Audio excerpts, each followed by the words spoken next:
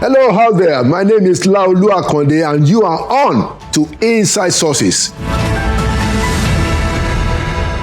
But first, here is your take today when we read some of the feedback regarding our previous editions. Let us start with the edition that featured Dr. Olu Agunoye and Professor Ferdinand Ofodile. This was quite recent. The first one says, economical with the truth, and it's coming from Chido Ijeoma. It says, this man, Dr. Agunoye, is economical with the truth about the area that his party will zone the presidential candidate for 2027. I say maybe he doesn't know what is going to happen as yet. We move on to the next one. It says, on the emergency rule. It says, emergency rule is a dangerous signal. This is coming from Uche Onwuesi. Tinubu claims he fought for democracy has unwittingly sown a very dangerous seed against the same democracy. He has given the other dictators and the military a lifeline, and this is a dangerous signal. Well, that is your view, and we note it, but we can say that Tinubu actually fought for democracy, even if the motivation is still something that the jury is out about. Let's move on. Still on the rivers crisis. This says, Tinubu acted to boost the oil output. And this is coming from Bankole Bolahon, who says that Asiwaju met crude oil output at a very low state, and he boosted it. Are you expecting him to fold his arms because of a governor and lawmakers who are fighting? Nay, he says, we have more peace in rivers today, and both parties should fix their houses. If that is done, suspension can be lifted even before then. That's his view. Let's move along to the next commentator. The next comment is on the episode that featured, actually two episodes that featured the death row case of Mr. Sunday Jackson. The first one says, Sunday Jackson's death sentence is wrong. Sunday Jackson's death sentence is wrong. It's from Vero Ikem. What about the military men that were condemned for killing terrorists in the Northeast? Have they been freed? Please help them out. They are Nigerians in need of help too. Well, if you send us information about those ones, we will certainly focus on it because I'm not entirely aware when or if this happened. Still on Sunday Jackson. This is another comment on one of the episodes of Sunday Jackson.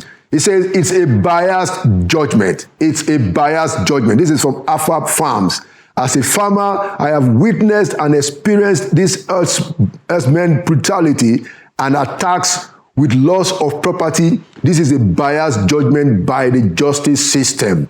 Another one says, self-defense is acceptable. This is from Precious Ashimole. It says, self-defense all over the world is acceptable. Only in Nigeria is it a crime.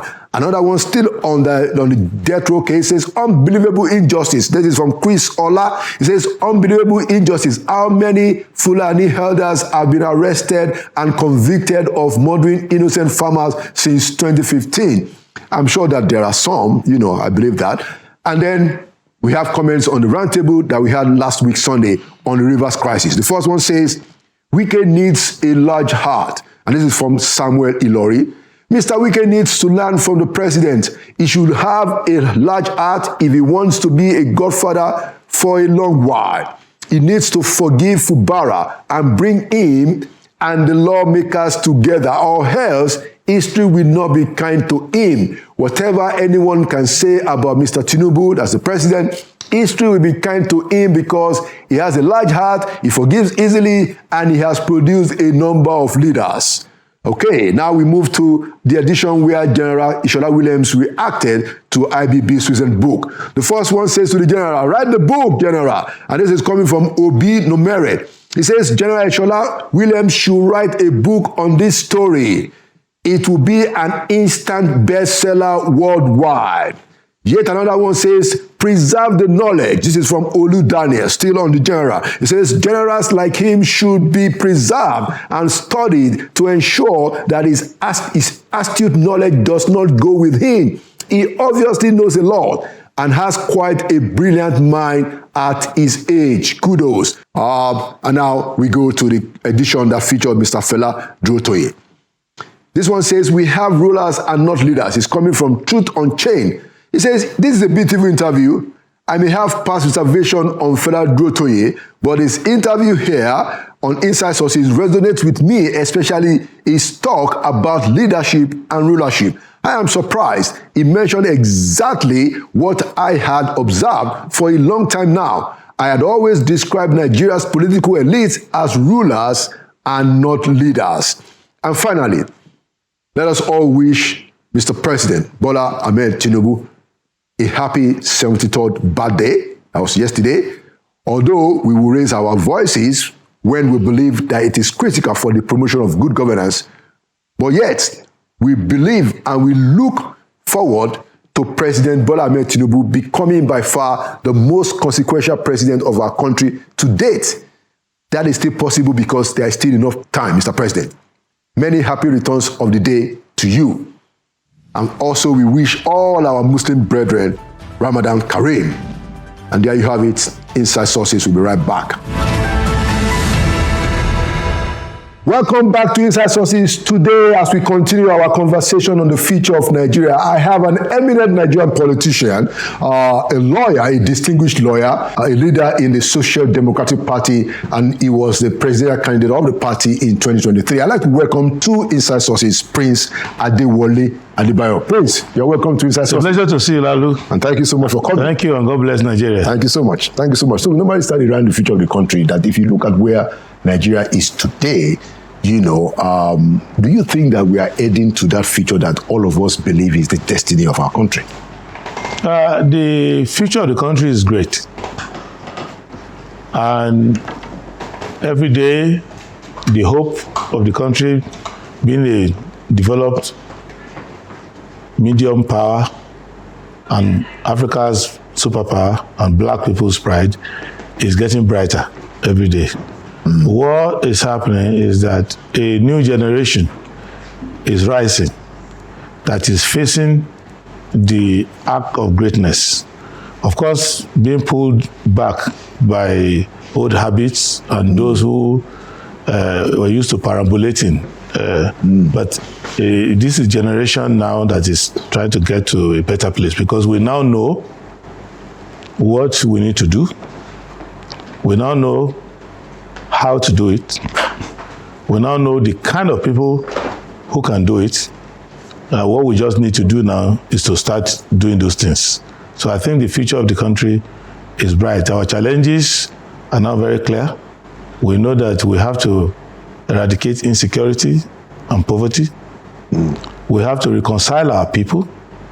And the kind of work of leadership now is to be a reconciler, not to allow the generation of disgruntled people who were always laying claims against one another, laying claims against the country, full of litigating grievances, complaining.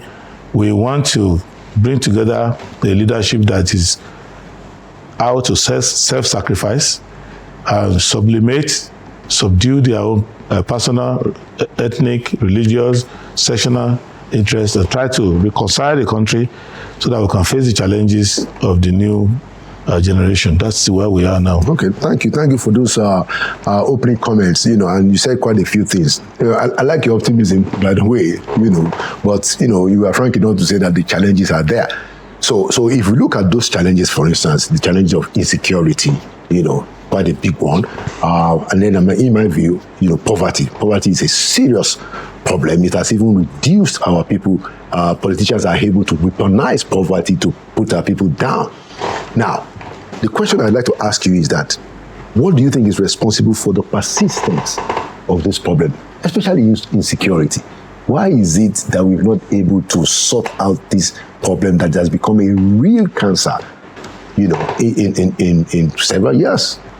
The reason why insecurity persists is the same reason why poverty persists. It's the same reason why underdevelopment persists.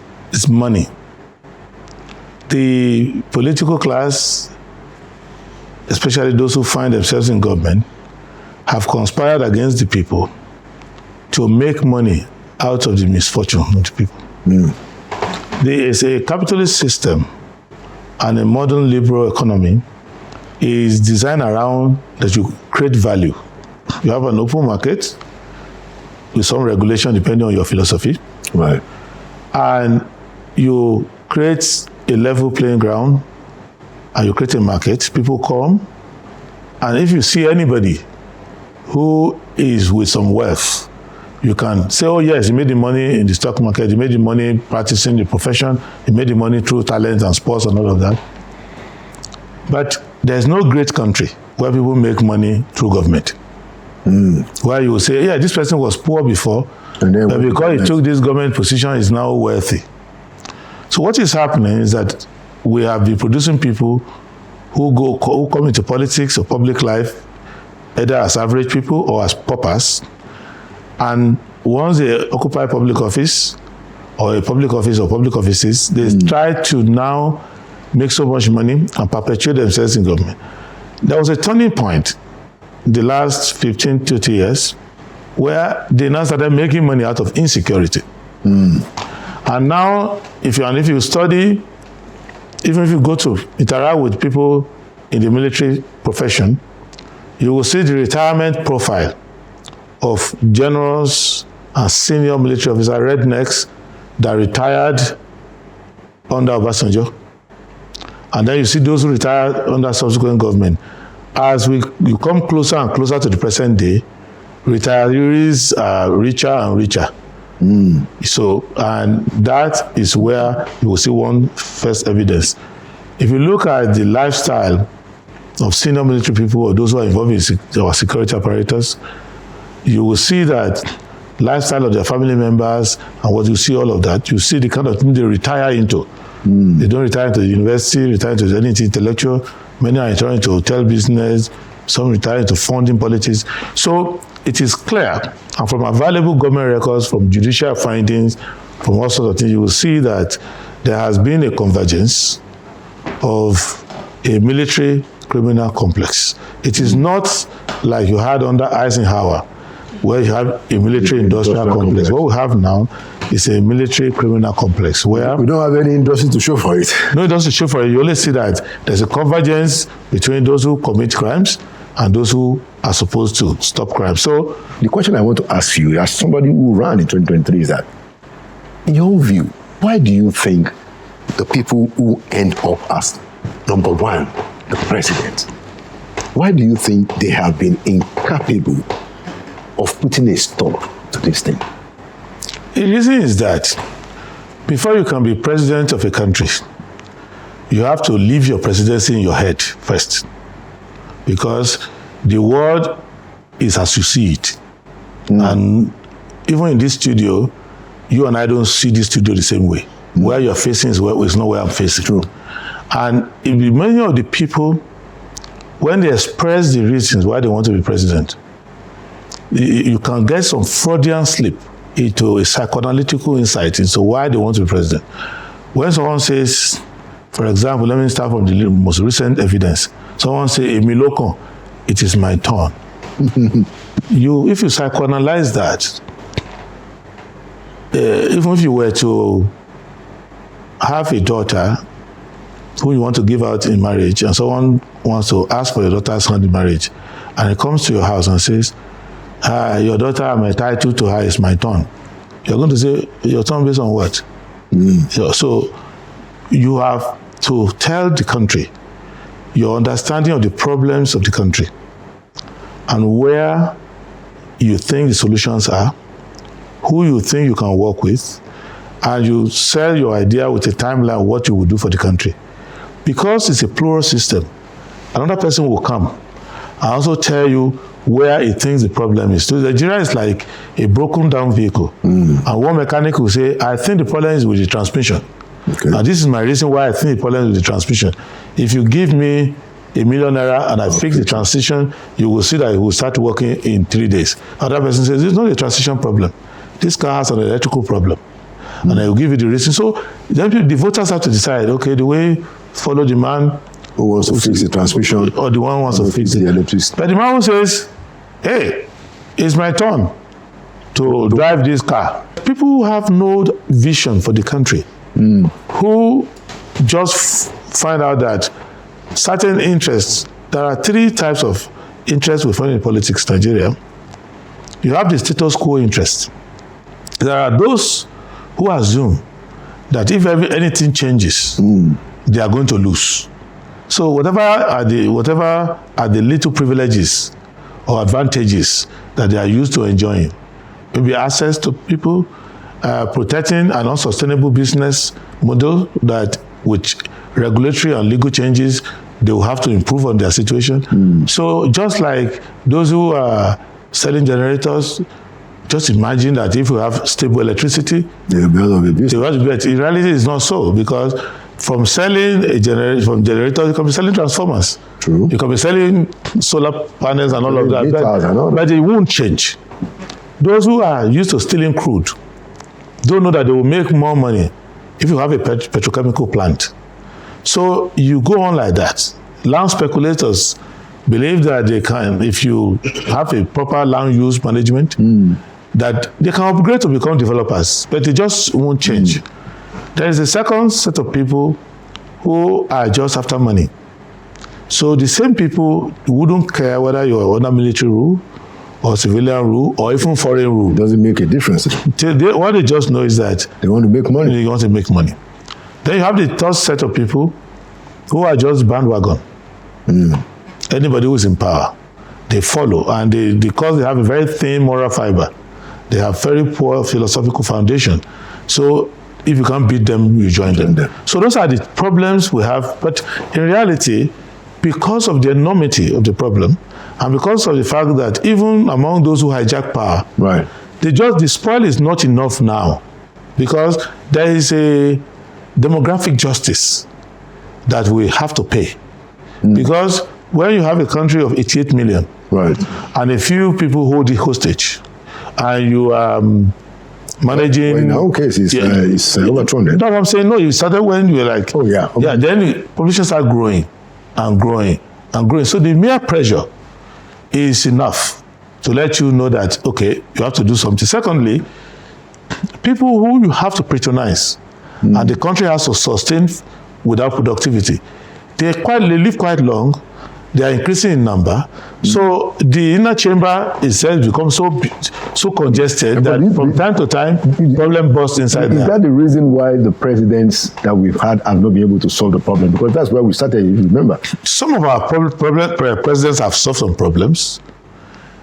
For example... Insecurity, for instance. For the insecurity one, I've explained it earlier, that the political system I get your explanation. that produces the presidents, requires them to allow people to perpetuate the insecurity, because its politics of money requires you to find money that you don't have to account for. Because security is one area where you can get away with murder. Because the reason why I did ask that question is that you hinted in your opening comments about a generational shift. Yes. So I wanted to understand how your own mind is working around this thing.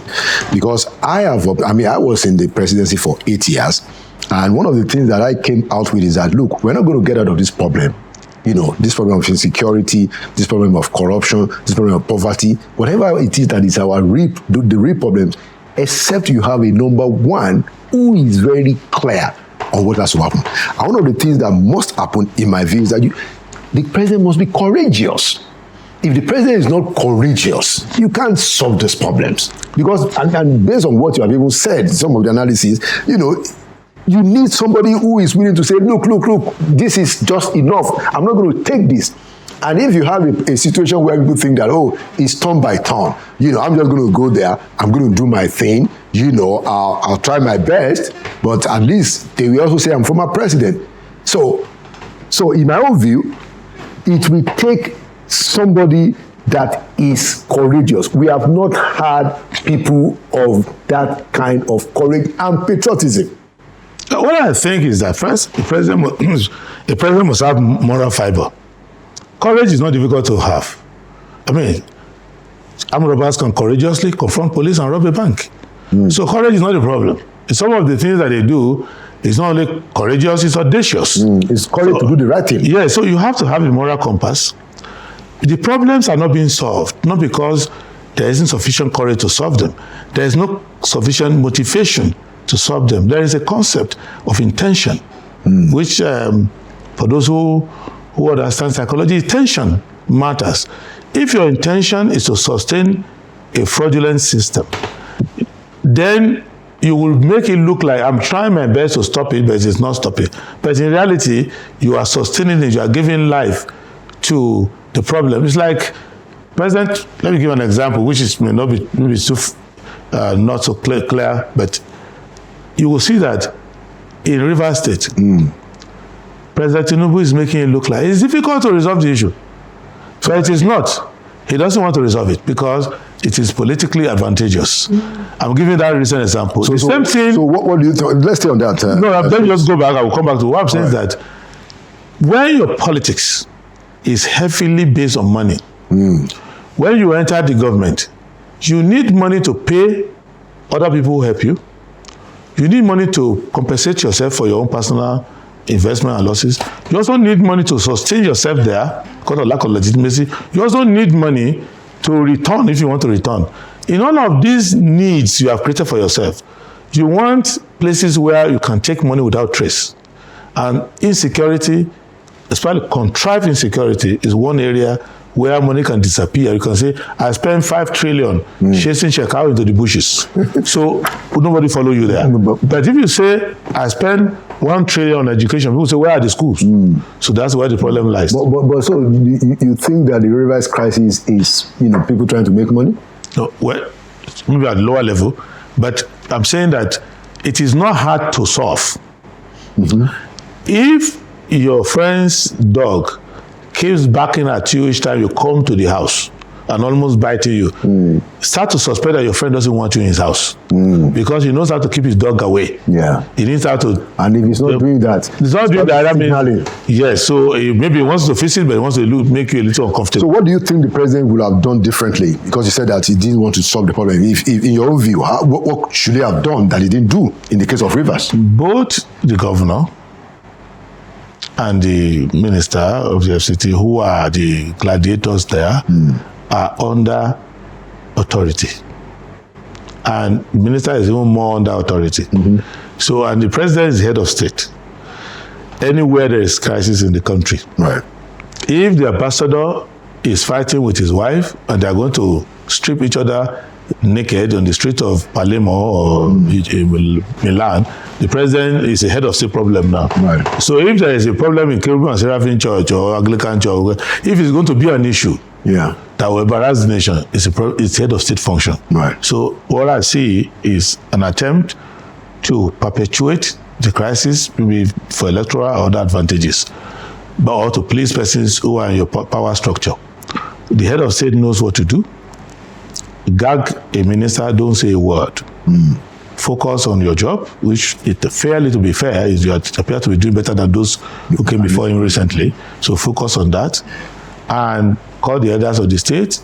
If you listen to leaders like Governor Atta of Akwa Ibom State, former governor, who is the leader of PANDEF, there have been good faith efforts by senior people to try to resolve the issue. There are some serious people who are profiteers, lower level people, unemployed, displaced politicians who will tell the governor don't accept. There's another one who just want to create crisis so that they pay them appearance fees and other things. But there are serious people enough who want to solve that problem because that state is central to the economy of Nigeria. In any case, there are many Nigerians who are affected there. So that's what the head of state has to deal with. And as a head of state, I will make it clear that I don't have any other intention.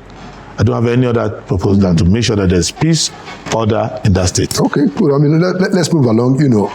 Although I agree with you, just so we put down how they are to that. I also believe that the president ought to have brought the two of them into a room, Wike and Fubara, to say that, look, I'm reading the Riot Act. You guys got to solve this problem, stop all this nonsense. And he didn't do that. Now, why he didn't do that, I don't know. There's a room in the State House, in the Aso Villa, where as president, I come and lock two of you. I leave you the key. Two of you open the door and come and meet me when you have resolved the matter. That room is still there. I will use that room.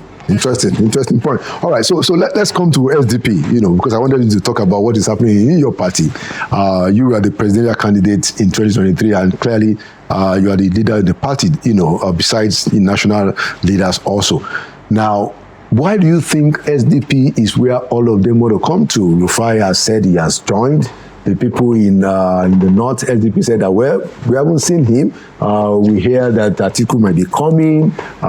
We hear that even Peter Obi's people we had an interview with the secretary of the party who said that some of Obi's people have approached SDP. Why do you think they are all coming to SDP? And then how can SDP manage all these contending interests, including yours? Because I'm sure, Prince, that you'll probably be running again in 2027. Okay, for us, we are pleased, though we try not to be flattered, but we are pleased that we're a party that people who are running away from other parties feel that they are safer with us because our system has been relatively fair. So it's like in the stormy water of politics, even if you're on a luxury yacht, when your ship's about to capsize, you will look for a safety boat. So the fact that people are coming to us is good for us and is good for the country, because the duty we owe the country now is not a naked search for power or position. What you need the country now is you need stable institutions where we can litigate ideas and people who have talent can contribute. So I've openly welcomed Governor Nasir Ahmed El-Rufai into the party. The reason why I have not welcomed Vice President Atiku Abubakar is that he hasn't told me that he's coming. He hasn't told me. But if he wants to come, I will even go and meet him in Yola, anywhere, and escort him to the party. Governor Peter Obi is someone that I like. If he wants to come, he can come. He's welcome to the party. And he can even come with a banner or be for president. I will come and help him to enter the party. What is clear is that the ambition of an individual is not as important as the destiny of the nation. True. So if you want to come to the SDP, you have to make sure that you allow us to apply disinfectant. Not because we don't respect you, but because you are coming from a highly invested zone. So what would be the disinfectant? It's the same way we did it during COVID. When you go to your friend's house, if you show love to your friend, they will disinfect you and do everything so that you don't infect the weight. So what will be the? How are you going to do that? How are you going to? We do it with order. That is, our party constitution is well sanitized. The party guidelines well sanitized. Chapter 2 of the constitution, around which we are organized to render services to the Nigerian people.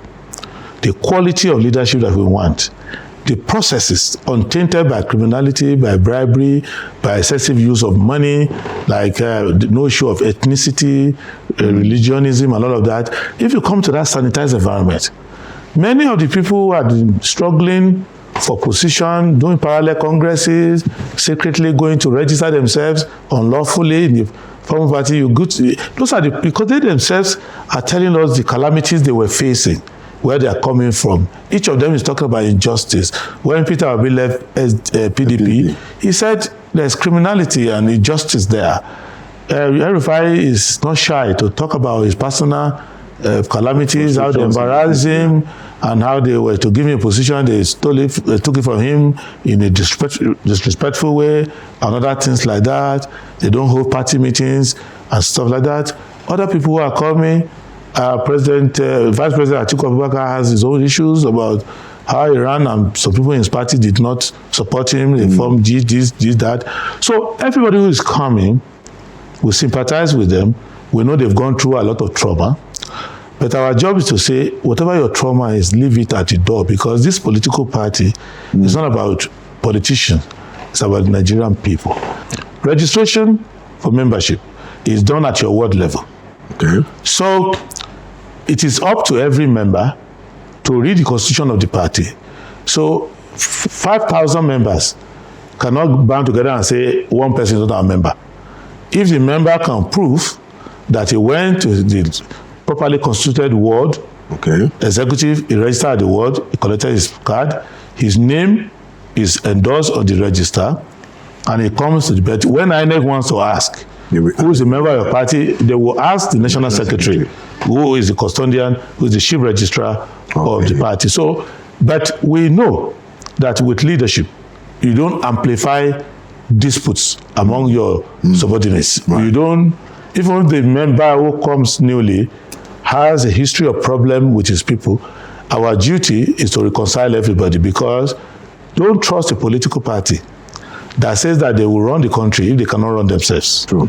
Don't trust a political party that says they are going to unite the country if they cannot unite forces among them. So all these people are coming, they have big names, they have achieved a lot in politics, we recognize that, but we are not influenced by that at all. Okay, excellent. Because of our time, this will be the last question. So in 2023, it will seem that SDP intended to get its presidential candidate from the South, because I remember that Dr. Agloye was actually the chairman, and I think Alhaji Gabam was the secretary. Yes. There was a switch, so that Gabam became the chairman, and Agloye became the secretary, so that the presidential candidate can come from the South. Yes. Is that going to change in 2027? Is the party going to keep the presidential candidates in the South, or will there be a change? There are three issues with that. Number one, the way the country is today, 2023 was a luxury. Was a luxury? Yeah, because the crisis that has attended the Tinubu presidency has made Nigeria to wake up to the point where we are now in a major crisis. So we are looking now for a leader that can undo in 1 year the damage that has been done in the last 2.5 years. And in 2 years, we also pick up the damage that Buhari, by abdication and other leadership malfeasance, has rendered the country into. I remember that Buhari himself did not come with a clean slate, or meet a clean slate. He met some leftover problem by Goodluck Jonathan. So we now are looking for very good leadership. Secondly, what used to be an easy discussion, religion, ethnicity, has become explosive now. So we will not use the SDP forum to try to bifurcate our people into different zones. What we are looking for now is a system where when we make a choice in SDP, there will be more resounding joy outside the SDP. Nigeria will say, okay, finally, this platform has given the country a chance. Secondly, because I am an interested party, decency and respect for rules shows that I should not comment on anything that has to do with presidency and all of that. Everybody knows that I have the aspiration. I'm working on it. But God is the author of tomorrow. We don't even know who's going to be around in 2027. So we are focused now, while we still have breath and life and time on our hand, to serve the country. It is my prayer to God that if there is a person who God thinks is better than me to fix the problem of Nigeria, my ambition should not stop that person. Because we want a country that works. Excellent. So that is the kind of thing we are working on at this time. Excellent. So because of that, I'm going to ask you this question then. The president has, a 4-year term, and then renewable if he gets elected the second term. Now, this president is going to be 2 years in 2 months. Yes. What will you say to him as a form of counsel, because you are a patriotic Nigeria, even though you're also a politician, to fix Nigeria's problem? I mean, if you were to be asked that, look, what should be done differently? What will you say to? What will your counsel to Mr. President? 5 things. One, he needs to take the job seriously. There is no evidence that he's taking the job seriously. He's still on the victory lap. It's still like, I defeated my enemies. I came in against all odds. You didn't work for me well. You didn't work for me well. You deceived me, whatever. He's still on that thing. So he's still on the victory lap. And that victory lap has left a lot of failures on his wake. Second, he needs to look at Nigeria as one. Once you are, I keep telling SDP people, I respect the SDP people, I see how they're helping me, they projected me. The day I'm elected as president, I'm no longer SDP president, I'm the president of Nigeria. So I will take talent from anywhere I can find, because I want to solve the problems, and my time in office is limited. So you have to focus on that. The third is that, second, he has not been doing that. Even within his own party, he's not been selecting the best hands. He's been taking people, yes sir, kind of people. There are one or two of his ministers that have come out to be quite good. I always mention FCT, I mentioned the interior, a gentleman in the interior. Not many. I've tried to search on others. To be honest, I haven't seen much energy. So, but he needs to search out, and he has the chance now. He can use his midterm to rejig. So, thirdly, he needs to understand that the one you are doing now, while you are still alive, is more important than the second term. So you do not sacrifice your current term in search for a mirage called second term. You have to take all the challenges and do the work now, which is, it has two components. One, you have to stay at home. If you have personal problems that are taking you up and down, you need to set up a system at home that allows for continuity of governance. So you shouldn't be just jumping around. Second part of facing your job seriously, stop being a businessman. If you are, once you are elected as a president, don't be a lawyer, surgeon, businessman, whatever. Leave your businesses. Don't let that influence you. Focus on the job as a public servant and do it. You can continue your business later if your intention is to become Bill Gates. The fourth issue, and that is a major problem that I see, you have to love the country more than you love yourself. Thank you so much, Prince Adewale Adebayo, for coming to Inside Sources, and thank you for your contributions. Thank you for thinking through these problems. Because you show very clearly that you have thought about these challenges very well, and that is very much appreciated. We hope that we can elevate our politics, to something that demonstrates that kind of well thought out solutions. Once again, thank you for your contributions to the country, and thank you for coming to Inside Sources. Thank you for inviting me, and God bless Nigeria. All right. Thank you so much. There you have it. Inside Sources will be right back. Welcome back to Inside Sources. Today, we're going to have a roundtable discussion on a few issues in the news, starting especially with the debate, the controversy about the place of the former NEC chairman, National Electoral Commission chairman, Professor Humphrey Nwosu. And of course, we also want to talk about what happened in Uromi recently.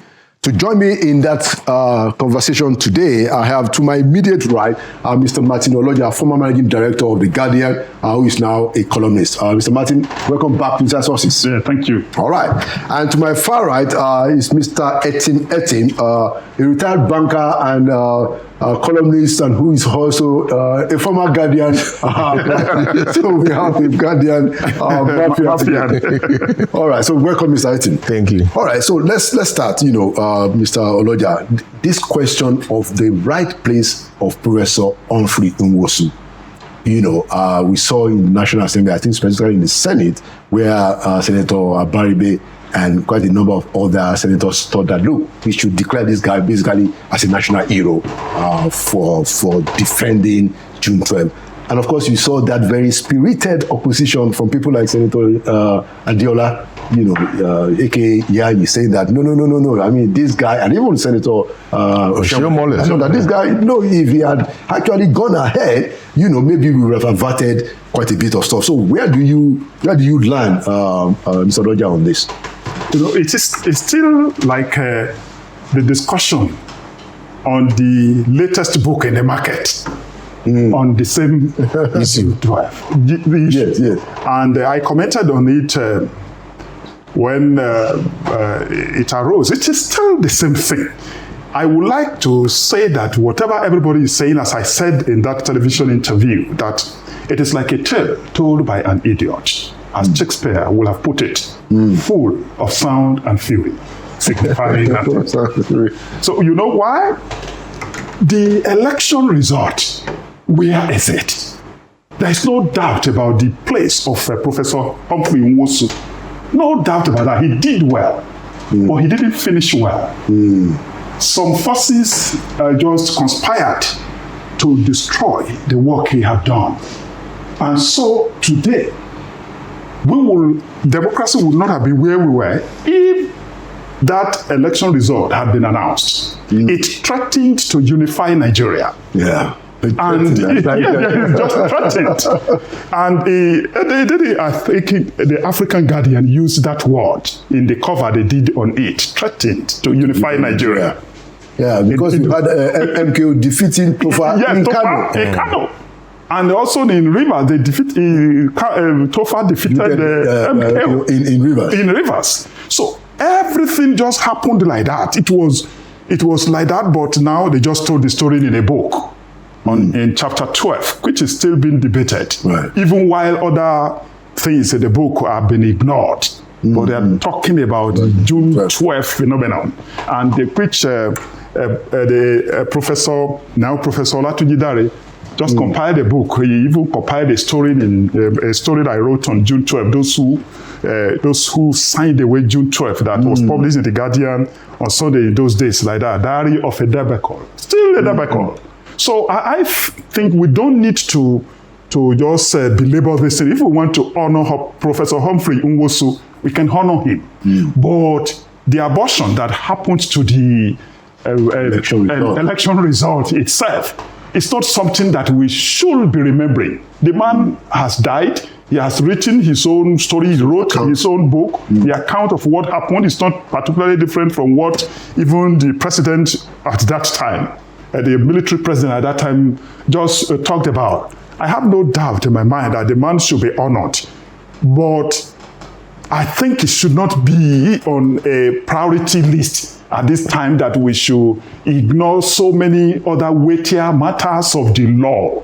So while I believe that he should be honored, and I think that we should not glorify a dark side of our political history like that, because one, there was an abortion. They didn't finish the election well.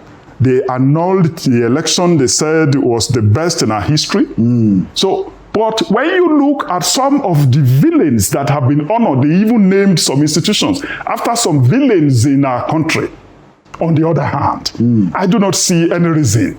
I don't see any reason we cannot honor him without making so much noise about it, without all this opposition. Yes, he did well. He conducted this election. He brought a formula that has defined the electoral management system in this country. And he himself, first-class brain, the way he did this thing. And it can also remind us about how they managed election at that time, how they managed Nigeria. They brought together the brightest and the best at that time. That one reminds us of how to look for the brightest and the best, not from our ethnic group, not from our religious group, not from anything. Wherever they are, look for them.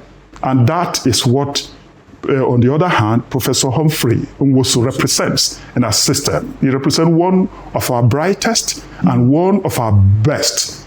Headhunted to handle a very sensitive national assignment that some forces aborted. So I believe that he should be honored, but we shouldn't just allow that one to waste our time, because there are so many things that we need to do at this time. And those people who are opposed to all these things should consider all these factors. Yes, this thing happened, but let us look at the kind of architecture we can find in the ruin.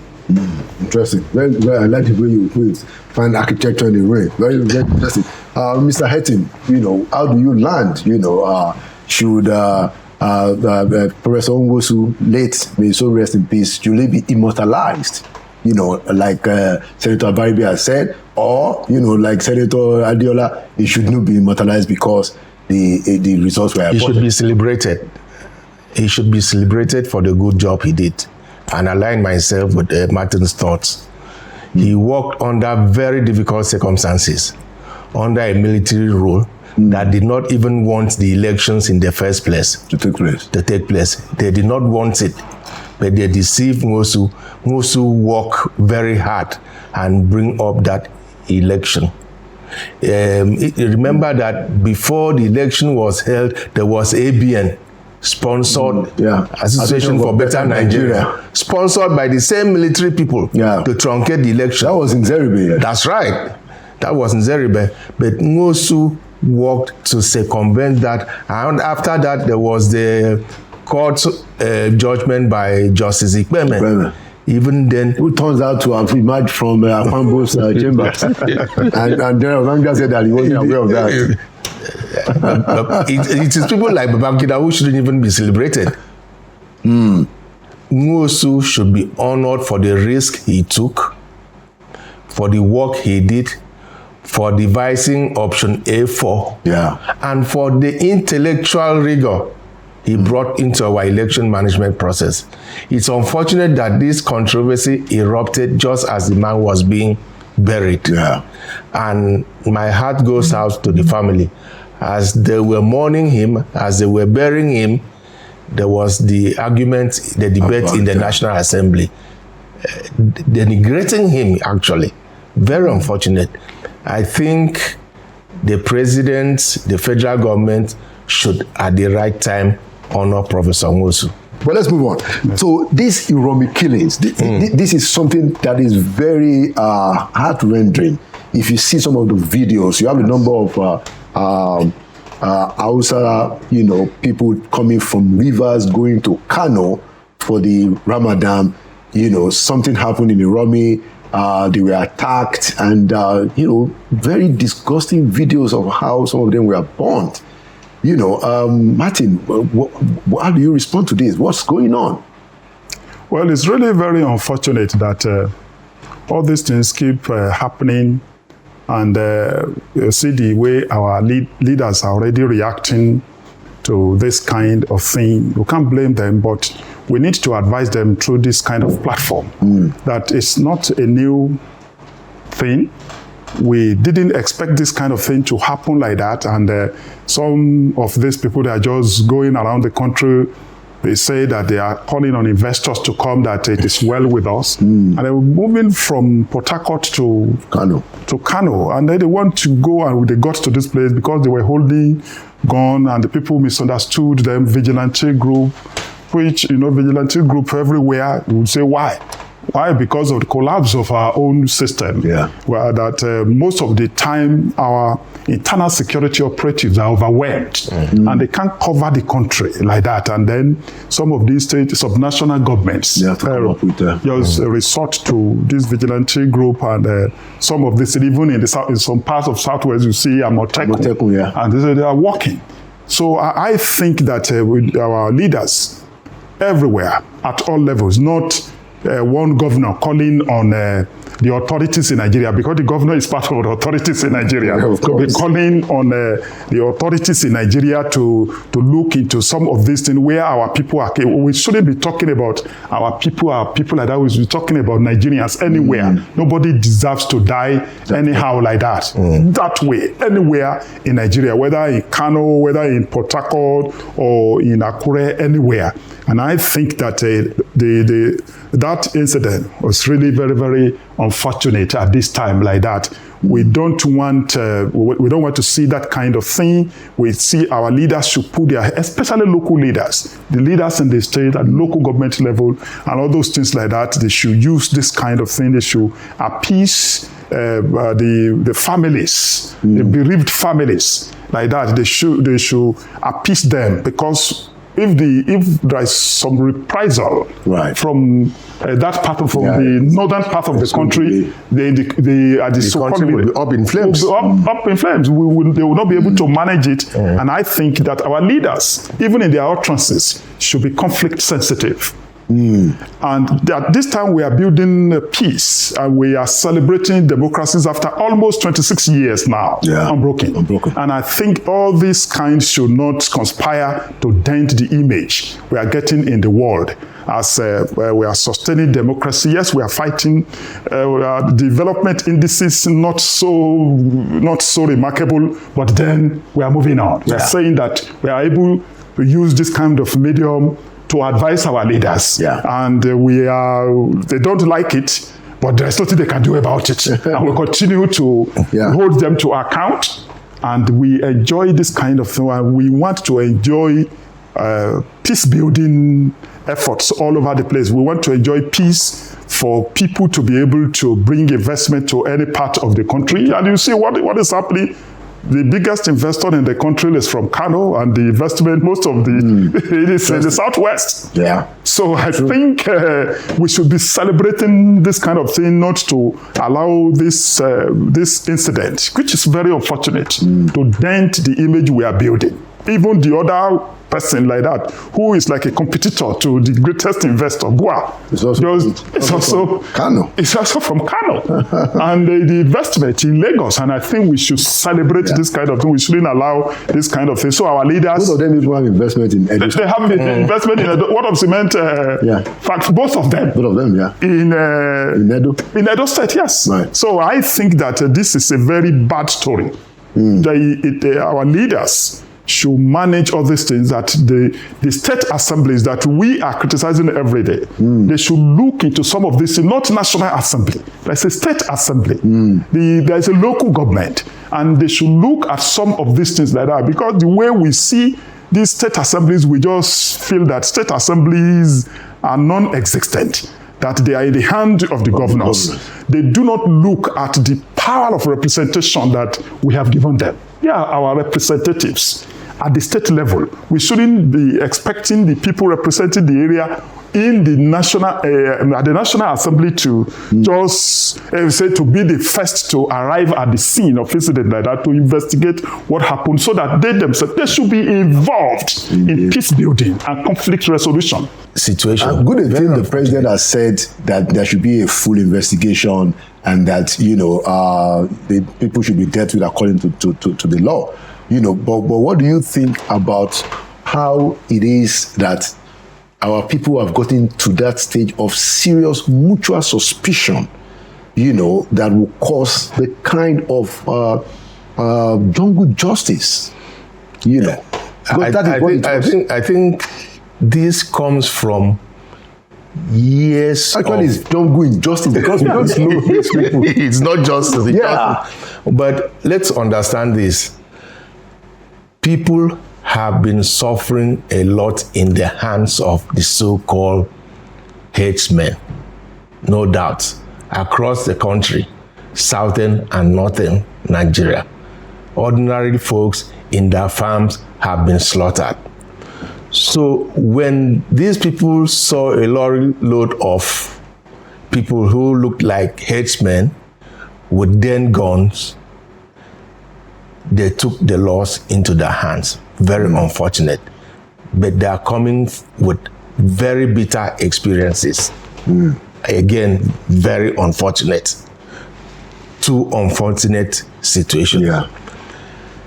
Now, it also speaks to the failure of the states, that citizens don't trust the authorities.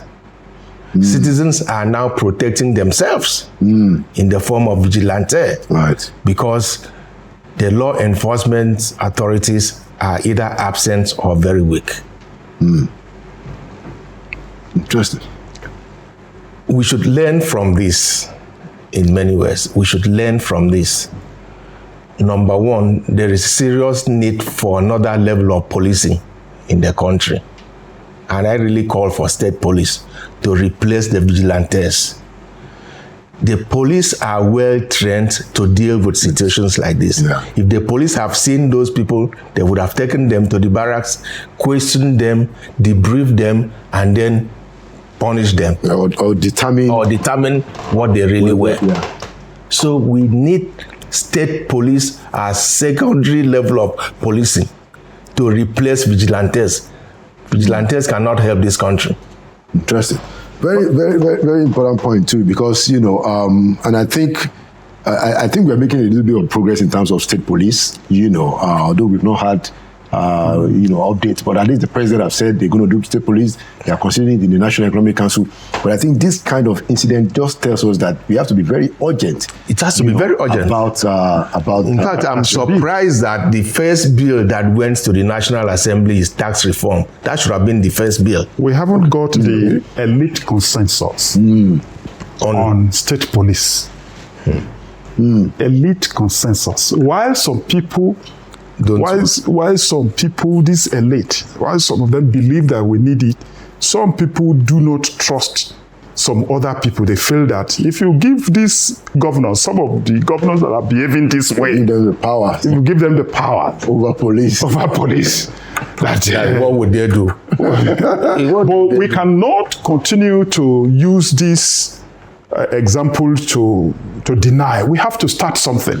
It is the same argument about State Independent Electoral Commission that people are saying, oh, they cannot, because they always conduct election. And we cannot continue to wait until they do something right. Let us begin something. I agree with him. But when we continue to, from all the police panels report, investigative report, Judicial Commission of Inquiry of Police, from all the way, from way back, they have had so many of them. They always emphasize the point that we do not have enough men and women. Yes. To police And 200 million the one people. that we have always around 400,000 for more than 200 million And a lot of them are servicing, a lot of people are servicing the the VIPs. elite, the VIPs, and there are VIPs in Abuja, VIPs in their hometown, VIPs, whatever offices, whatever property they have, wherever they are, and they put them, some of them. There was a particular Inspector General of Police who met with media executives and said a particular governor had 70 police officers. Oh, wow. That in A governor? Yes, in the South. I don't want to mention because yes, they said. Look at that. The Inspector General of Police said he was going to do something about some of this. But you know, they have always come to say this, but all these political leaders always twist them because they know how to do it. They know how to do it. Or cash Tuesday. All right, very, very good place to wrap it up. Thank you so much, Mr. Martin Oloja and Mr. Etim Hetim for coming to Inside Sources. Thank you. All right, so that's a good place to end it today. Like we always say, Nigeria will prevail because we will not relent. We will continue to push the issues. Thank you for watching. My name is Laulu Akonde, and by the grace of God, I'll see you the next week. Thank you.